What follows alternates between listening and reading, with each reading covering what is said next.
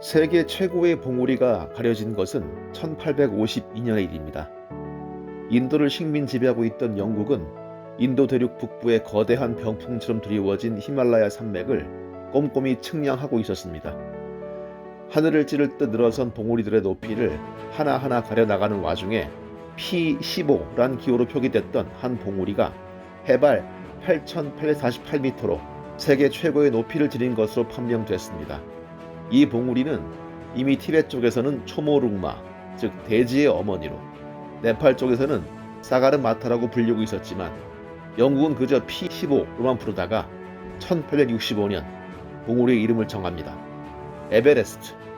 이 명칭은 전임 측량국 장관 조지 에베레스트의 이름을 딴 것이었습니다. 네팔과 티베트 양국 모두 쇄국 정책을 펴고 있었고 에베레스트 산을 저마다의 신성한 지역으로 모시고 있던 터라 그 산을 등반한다는 것은 오랫동안 불가능했습니다.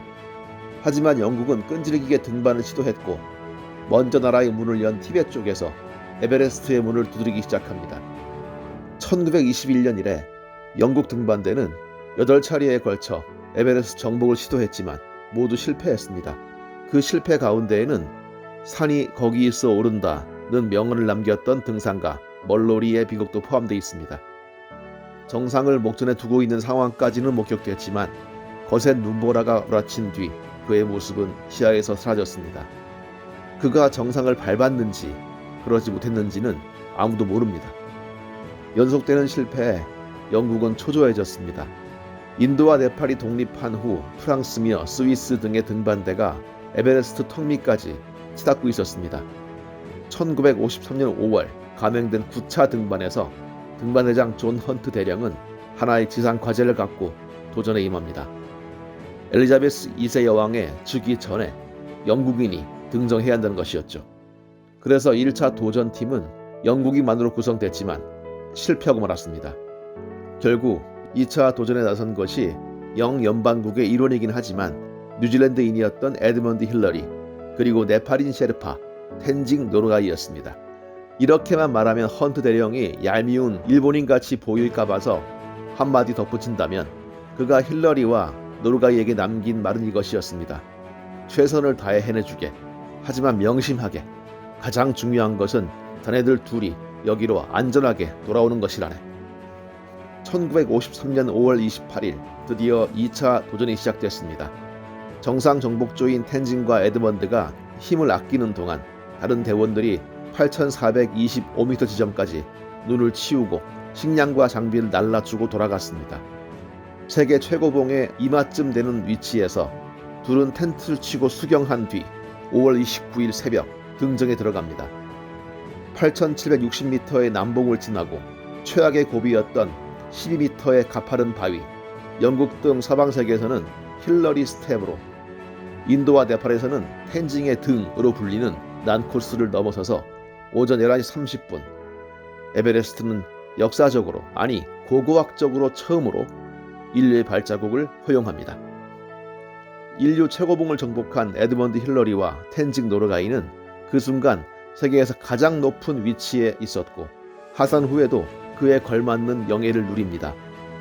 뉴질랜드에서 벌을 치던 힐러리는 귀족자기를 받아 힐러리 경위했고 텐징 노르가이는 시바신의 현신으로 치부돼서 경배 대상이 됩니다. 등반 대장 헌트는 둘이 한 팀으로 정상을 밟았다고만 했을 뿐 누가 먼저 정상에 발을 디뎠는가는 밝히지 않았습니다. 아니, 애초에 힐러리와 텐징이 그 문제에 대해 입을 다물었습니다. 하지만 기자들과 호사가들은 수십 년 동안 끈질기게 에베레스트에 최초로 발을 디딘 이가 누구냐고 묻고 캐묻고 또 캐물었고 심지어는 사진에 텐징만 등장하고 있으니 힐러리가 정말로 정상에 오른 것이 맞는가 하는 의문까지 제기됐습니다. 영국을 위시한 백인들은 내심 네팔인 셰르파가 세계 최초로 에베레스트를 밟았다는 사실을 인정하기 꺼려했고 네팔과 인도인들 역시 신성시되던 산을 최초로 오른 영광을 텐징이 양보했을 리가 없다고 우겼습니다. 하지만 1등이 누구인가를 고집스레 알아내려던 얄팍한 세상 사람들과는 달리 텐징과 힐러리는 되레 서로에게 그 영광을 미루고 있었습니다. 그런 장관은 처음이었다. 그토록 거칠고 경이롭고 장엄한 광경은 다시 보지 못할 것 같았다. 그러나 내가 느낀 것은 공포가 아니었다. 나는 산을 사랑했고 에베레스트를 사랑했다.